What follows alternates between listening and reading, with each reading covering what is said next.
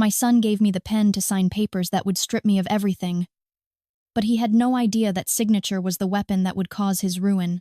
I am Elara Vance.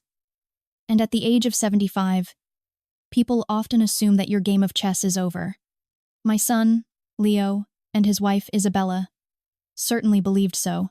They threw me a lavish retirement party, a perfect performance where they intended to end my life. Through the reflection in a large gilded mirror, I stood in silence and watched Isabella, my daughter-in-law, carefully add colorless drops of poison to my lavender tea. They smiled at me, waiting for the frail old woman they saw to collapse. Instead, they had to watch as I staged a clumsy stumble, a moment of chaos just long enough for my loyal housekeeper to swap the fateful cup. When their first plot failed, they returned with a different weapon, a pen and a contract. They wanted me to sign papers that would send me to a luxurious retirement home, where I would simply fade away in silence. They saw my trembling hands, my tired eyes, and they believed I was a defeated woman ready to sign anything. And I agreed to sign, but they did not know that the thick dossier my lawyer, Vittorio, placed before them was not the one they had prepared. With the very pen they handed me, they eagerly signed their names not to my surrender, but to their own detailed confession. This is not the story of a victim. This is the story of how I turned their own greed into a trap and forced them to author their own downfall. Are you ready to hear where that story led me? The first act was staged in my own villa on an autumn evening. They called it the Golden Gala, to announce my retirement. The grand hall shimmered under a colossal Venetian crystal chandelier, one my late husband had bought on a trip long ago. The air was filled with the soft sound of classical music, the whispered praise of guests, and the clinking of crystal glasses. It was all a performance of falsehood. My son, Leo, and his wife, Isabella, were the leading actors. They moved through the crowd, hand in hand, always smiling. Isabella wore an emerald green silk dress that accentuated her dark hair and pale skin. She was always by my side, holding my hand, and I could feel the cold radiating from her fingers. "You have worked your whole life, Mother," she kept repeating, her voice sickeningly sweet. "Now it is time for you to rest." I would nod and smile in return, but I knew the true meaning behind their words. I have a ritual, an unbreakable one that the entire family knew well. Every evening, before bed, I drink a cup of chamomile tea, infused with a single drop of rare lavender oil to help me sleep. And then, I saw it.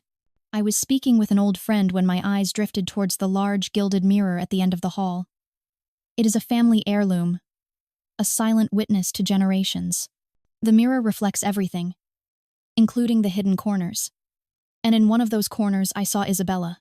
She was standing alone in the small tea room, her back to the hall, but her face was perfectly clear in the reflection.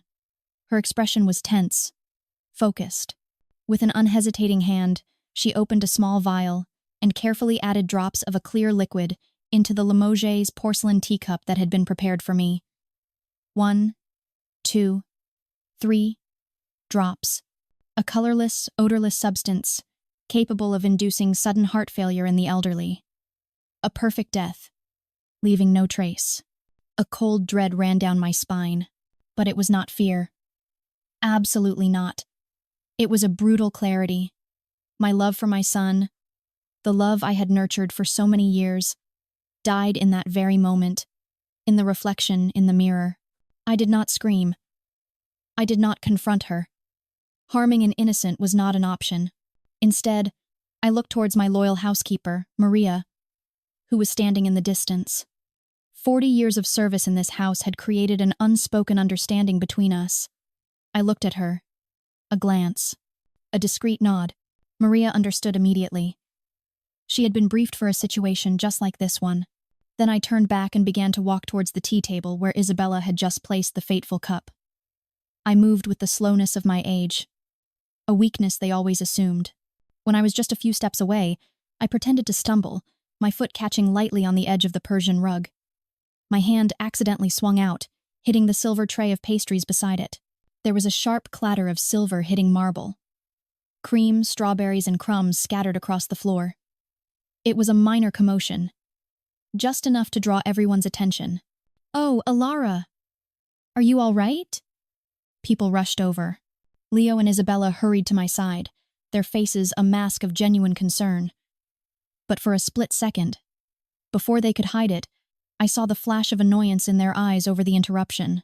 While all eyes were on me, Maria was there in an instant. "Let me clean this up, madam," she said, her voice calm. She quickly cleared the mess with swift, efficient movements.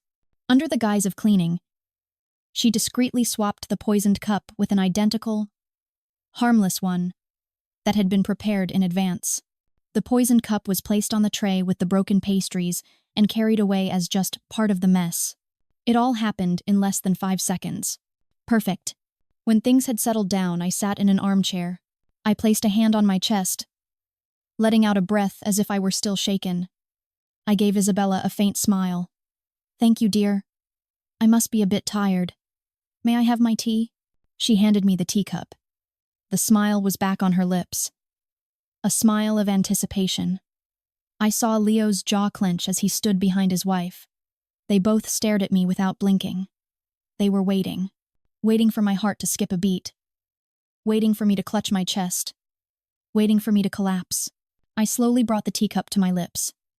The familiar scent of chamomile and lavender. I took a sip, then another. I placed the cup down on the table deliberately, looked directly into Isabella's wide eyes and said, my voice clear, "The tea is delicious today, my dear." I did not collapse. For the rest of the evening, I talked. I laughed. I was perfectly healthy. As for them, they never took their eyes off me. Their smiles became forced. They kept looking at me, then at each other with expressions of utter confusion. I could clearly see the bewilderment and the first seeds of fear in their eyes. Their little performance was starting to show cracks, and I would be the one to tear it wide open. Their confusion did not last long. Greed is a powerful stimulant. It dispels all foolish fears. 3 days later, they returned. They arranged to meet me in the library. I was already there waiting. The afternoon sun slanted through the tall windows, casting long stripes of light across the oak floor. Isabella placed a teacup in front of me. She did not even look me in the eye as she did it. An empty gesture. Leo sat down in the chair opposite me. He cleared his throat. The performance began again. "Mother, we have been thinking a great deal," he said. His voice was modulated to sound sincere, but I could detect the tension beneath it. "That night, you nearly fell, and your memory hasn't been as sharp lately. We are truly worried about you. And forgetful," Isabella added, her voice soft. She looked at me with feigned sympathy. I remained silent. I just looked at them. First Leo, then Isabella. I let the silence stretch, forcing them to fill it. Silence is a weapon. It makes people reveal themselves. Isabella was the first to break. She took a glossy brochure from her Hermes handbag. The images showed smiling elderly people, playing golf, painting. She pushed it across the polished wooden table towards me. "This is Le Crépuscule Doré, the golden sunset, an exclusive retirement community by the lake. Mother, very safe, with a doctor on call 24/7. You will receive the best care." She said the word care, as if it were a promise, not a prison sentence.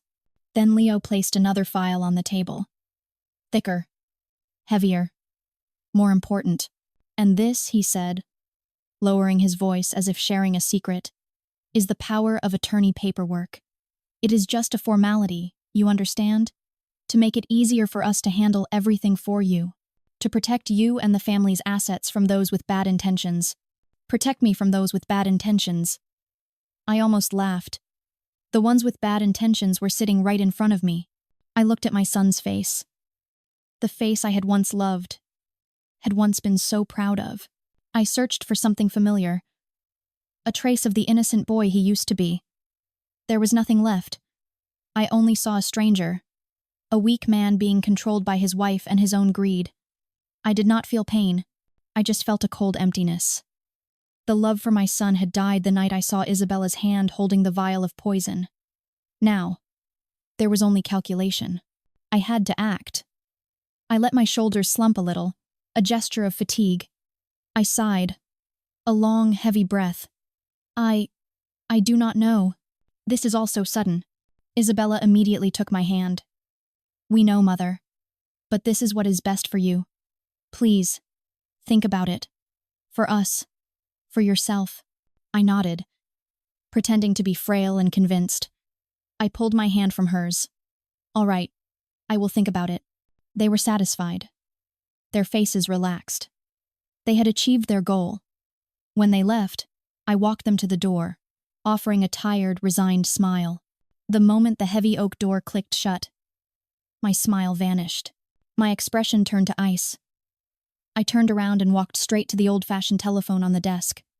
Without a moment's hesitation, I lifted the receiver, the steady dial tone humming in my ear. I dialed Vittorio's number. My husband's lawyer. A friend. A man who never asked unnecessary questions. He arrived the very next day. Vittorio sat opposite me. In that same library. In the very same chair Leo had occupied. He did not say much. He simply placed a thin, beige file on the table. He pushed it towards me. I opened it. The first page was a financial report. Leo's art gallery was on the verge of bankruptcy. It was heavily in debt. Red numbers danced across the page. The next page was Isabella's credit card statement. She was also in massive debt from gambling in Monte Carlo. The third page was a copy of a life insurance policy. A large one. In my name. The beneficiary. Leo Vance. The date it was signed. 6 months ago. 6 months. They had been planning this for a long time. Finally, Vittorio pushed a small, opened envelope towards me. I pulled out the paper inside. It was the report from a trusted private laboratory. The sample. The chamomile tea from the cup Maria had taken away. The result? Positive. A lethal dose of poison extracted from oleander leaves. I placed the paper down on the table. There was no longer any doubt. This was not speculation. This was fact. Everything was confirmed. We had our proof. Cold. Hard proof. I looked at Vittorio. He just gave a slow nod. He understood. I picked up the telephone, taking a deep breath to steady my voice. I dialed Leo's number. When he answered, I let my voice tremble, making it sound frail, tired, and completely resigned. Leo, it is Mother. I have thought it over. You both were right. I can no longer take care of myself. I am so very tired. This Friday. Bring the papers here. I paused for a moment, letting him feel the victory. I will sign. Friday. The sky outside was a leaden gray. Rain began to fall, heavy drops beating against the tall library windows, creating long, winding streaks. That sound was the only music in the room. I was already seated at the large oak desk. I wore a simple, gray cashmere dress. No jewelry. I wanted to look tired, frail, and completely defeated. Vittorio stood in a corner of the room, next to the floor-to-ceiling bookshelf. He was silent, his hands clasped behind his back, looking like a part of the old furniture, a shadow no one would notice. At 10 o'clock sharp, I heard footsteps in the hallway. The library door opened. Leo, Isabella, and an unfamiliar man wearing horn-rimmed glasses entered. Their notary, I presumed. They walked in, unable to hide their hurried triumph. They thought this was the final moment of their wait. They were right, just not in the way they imagined. Hello, Mother, Leo said. His voice tried to be casual, but I could hear the strain in it. How are you feeling? I am fine, I replied, my voice weak. I did not look him directly in the eye. Let us begin. I want to get this over with. Isabella said nothing. She placed the power of attorney file on the desk with a soft but authoritative thud. She opened it, spreading the pages out before me. A gold-plated Mont Blanc fountain pen was placed neatly beside it. They had prepared meticulously for this ceremony. I looked at the file. I looked at the pen. Then I looked up at them. Before I sign, I said, my voice slow, forcing them to focus on my every word. I have a recording I want you to hear. It is from my housekeeper, Maria. She was very frightened. I saw surprise flicker across their faces. Leo frowned. Isabella stiffened, the smile on her lips freezing. I reached for a small silver voice recorder on the desk and pressed a button. A small red light blinked on. Maria's sobbing voice filled the silent room. A perfect performance we had rehearsed for the past 2 days. Maria's trembling voice recounted how she suspected she had seen Isabella put something in my tea. She said she had been too afraid to tell anyone, for fear of losing her job. Its purpose was not to be evidence. It was a psychological blow, to unnerve them. What is this? Isabella shot up from her chair, her voice shrill. Her feigned composure shattered. She is insane. Mother, how can you believe the word of a servant? I do not know what to believe anymore, Isabella, I said, my voice deliberately trembling. I turned to Leo. Leo, you tell me. This is an insult, Leo snapped. He looked at me, then shot a quick glance at Vittorio. He was starting to panic. He did not know how to handle this unexpected situation. The air grew incredibly tense. Greed and fear were at war within them. I could see it plainly. It was then that Vittorio spoke for the first time. He stepped out from the shadows, his footsteps slow and deliberate. His voice was calm. Come now. It is just the word of a housekeeper. Perhaps she was mistaken in her panic. We should focus on the matter at hand so that Mrs. Elara can rest. Then he did something unexpected. He took their file, neatly stacked it, and pushed it aside. Then, from his own leather briefcase, he placed another, much thicker file on the desk. It was bound in dark blue leather, looking exactly like a complex corporate power of attorney contract. I have prepared a more detailed version to ensure Mrs. Place Elara's interests are properly protected under the law, he said. In the tone of a diligent lawyer, Vittorio's intervention confused them. They were still dealing with the recording, and now they were distracted by the new file. They looked at each other. Greed was screaming inside them.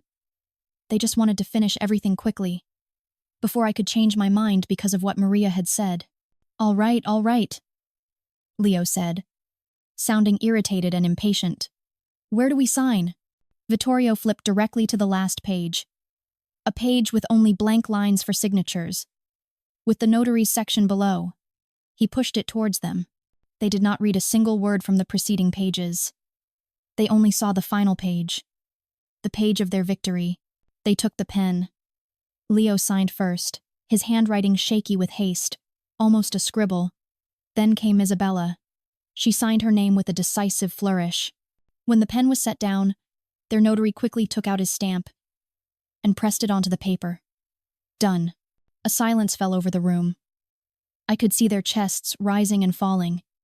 They had done it. They let out a quiet sigh of relief. Vittorio calmly took the document. He flipped it back to the cover page. He placed it on the desk, turning it to face them. Large, bold letters in a formal font were revealed. Confession and voluntary transfer of all assets. Isabella's jaw dropped. She stared at the words, then looked up at Vittorio, her eyes wide with disbelief. Leo turned pale, beads of sweat forming on his forehead. He stammered, What is this? Vittorio explained, his voice devoid of emotion, enunciating every word. With these signatures, you have both admitted to the entire conspiracy to poison Mrs. Elara Vance and the plan to seize her assets. Concurrently, you voluntarily waive all rights of inheritance and transfer all of your personal assets to the charitable foundation named after Mrs. Elara's late husband, as an act of remorse. No, that's impossible, Leo stammered. This is a trap. We did not sign this, but your signatures are right here, Vittorio said, pointing to the 2 signatures, the ink still fresh. At that exact moment, the library door swung open. The door that Vittorio had unlocked beforehand. The chief of police and 2 officers entered, their footsteps heavy on the wooden floor. In their hands, they had the lab report from the tea. And now, they had a signed confession from the 2 perpetrators. The game of chess was over. Now, I am sitting here, in that very same library, but the room no longer feels heavy. This morning, the sunlight streams through the windows, clean and clear. Outside, Lake Como is calm. Everything is over. Leo and Isabella received their sentences. Vittorio handled all the legal proceedings. The press wrote a great deal about the case for a few weeks. They called it a family tragedy, a cautionary tale about greed. They analyzed the moral decay of the younger generation, the pressures of money. They do not know half the story, and I have no intention of telling them. I do not feel joy about it. I did not attend any of the court hearings. I only read the news through the brief headlines Vittorio sent me. Seeing a photograph of my son being taken away, regardless of what he did, is not a victory. It was a necessary loss. But I feel at peace. A deep, steady peace. At peace for having protected my husband's legacy, and more importantly for having protected myself. People often think old age is synonymous with weakness. They look at the wrinkles on my face, at my slow walk, and they assume my intellect has faded with it. They speak to me slowly, as though I can no longer understand complex matters. But they were wrong. Old age did not take anything from me. It gave me what youth cannot possess. It gave me the wisdom to see through the lies behind a smile. It gave me the patience to wait for the right moment to make the decisive move, instead of acting hastily. It taught me that sometimes silence and a frail appearance are the most powerful weapons, because when your opponent underestimates you, they expose all their weaknesses. Now, every evening, I still drink my lavender tea. Maria still prepares it for me in the familiar Limoges porcelain cup, still with one drop of lavender oil. Its scent has not changed, but its meaning has. I do not drink it to sleep well. My sleep is deep now, free from restless nights. I drink it to remind myself. I look at its golden hue, breathe in its soft scent, and I remember. I remember the night I saw betrayal in the mirror. I remember my composure. I remember the game of chess I played. It is a reminder that the peace I now have was not a gift. It is something no one can take from me anymore. It is what I reclaimed for myself. Last week, Vittorio brought me a file. He did not say much, just placed it on the table in front of me and sat down in the opposite chair, waiting patiently. These were not dry legal papers. I opened the leather cover. Inside were the design sketches of the first 5 young designers to receive a full scholarship from the charitable foundation in my husband's name, the Vance Sartoria Foundation. That foundation is now funded entirely by the assets recovered from Leo and Isabella. Everything. Their penthouse in Milan, Leo's car collection, Isabella's expensive jewelry. It had all been sold off and turned into opportunities for others. I sat alone, flipping through each page. Sketches of fabrics, of bold, innovative cuts. Accompanying them were portraits of each person. A young woman from Naples with eyes full of fire. A young man from a small Sicilian village with the rough hands of a craftsman. I read their stories. I saw their passion, their hard work, and their struggles. I realized then that the Vance legacy would not die with a rotten bloodline. It would not end in the casinos of Monte Carlo or in failing art galleries. It would be reborn, in more talented and deserving hands. I closed the file. They are very talented, I said to Vittorio. Yes, he replied. They are the future. That afternoon, for the first time in a long time, I took a walk in my garden. Maria was by my side, pushing my wheelchair, even though I can still walk on my own. The white roses, my husband's favorite kind, were in full bloom. I told Maria to stop. I looked at the flowers. They are delicate, but full of life. I was no longer thinking about Leo and Isabella. They belonged to a closed chapter. I was thinking about those young people. I was thinking about the collections they would create, the stories they would tell with fabric. That was the real victory. Not exposing a conspiracy, or sending 2 traitors to prison, but transforming the ruin, their rotten greed, into fertile ground for new seeds to grow.